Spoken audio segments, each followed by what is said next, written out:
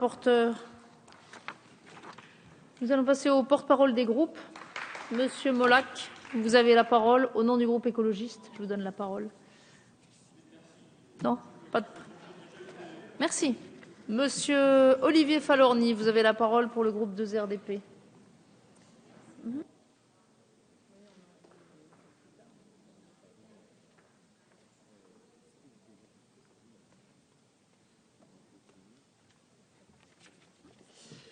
Madame la Présidente, Messieurs les ministres, Madame, Messieurs les rapporteurs, mes chers collègues, c'est une mission importante que nous examinons cet après-midi.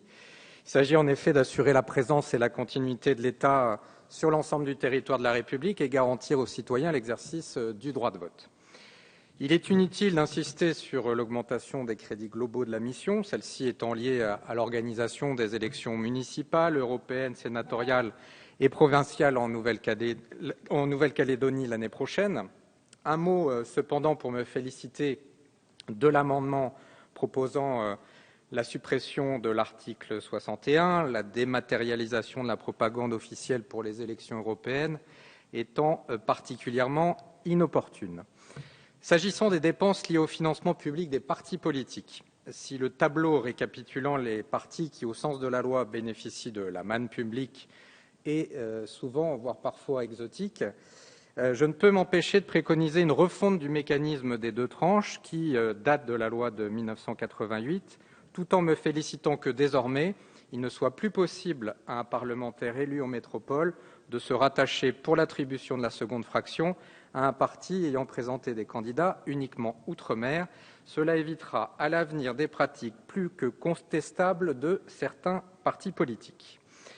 Concernant les crédits destinés à l'administration territoriale, ils sont stables par rapport à 2013, alors que le plafond d'emploi baisse de 318 ETP, correspondant au non-remplacement de 58% des départs en retraite contre 46% en 2013. Cette baisse du nombre d'agents s'accompagne toutefois d'une augmentation de près de 20 millions d'euros des dépenses de personnel, augmentation correspondant notamment à la revalorisation des bas traitements et au coût de la suppression du jour de carence des fonctionnaires. La réforme de l'administration territoriale de l'État a progressivement été mise en œuvre autour de l'échelon régional comme échelon de droit commun de l'ensemble des politiques publiques.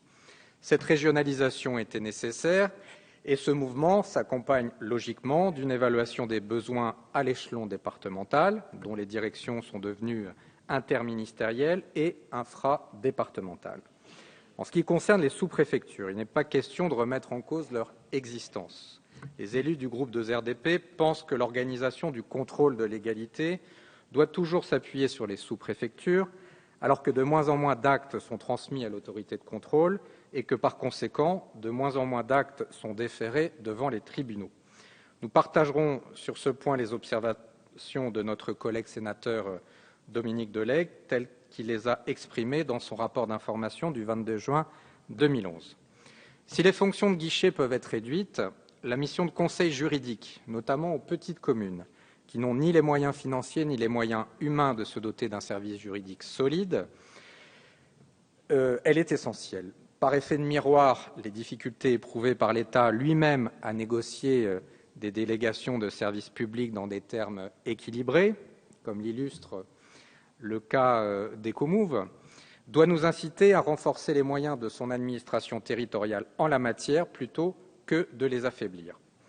En ce qui concerne la carte des sous-préfectures, nous savons que la question de leur maintien, à la lumière du scrutin alsacien avorté, marquant l'échec regrettable de l'édification d'une collectivité Alsace regroupant échelons régional et départementaux, cette question est brûlante.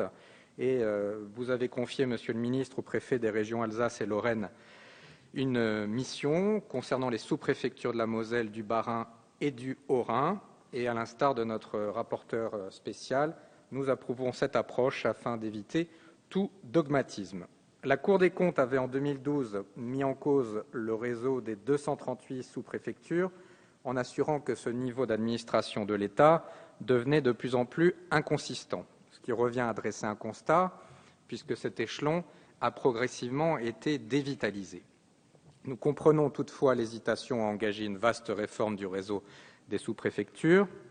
La fermeture qui avait été envisagée d'une cinquantaine de sous-préfectures ne semble plus être d'actualité. Toutefois, nous ne prônons pas le statu quo.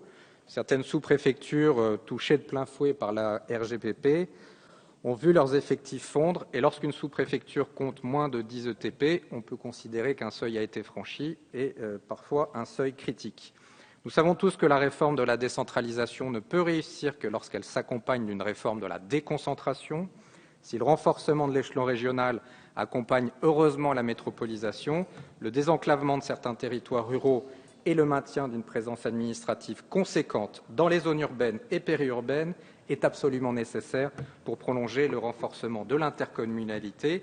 Ne l'oublions pas, comme le stipule la Constitution, que si la France a une organisation décentralisée, elle assure l'égalité de tous les citoyens devant la loi. C'est la force de l'État républicain, c'est son message, c'est son ambition. Cette ambition républicaine, nous la retrouvons, Monsieur le ministre, dans votre budget. C'est la raison pour laquelle nous voterons ce budget. Merci, monsieur le député.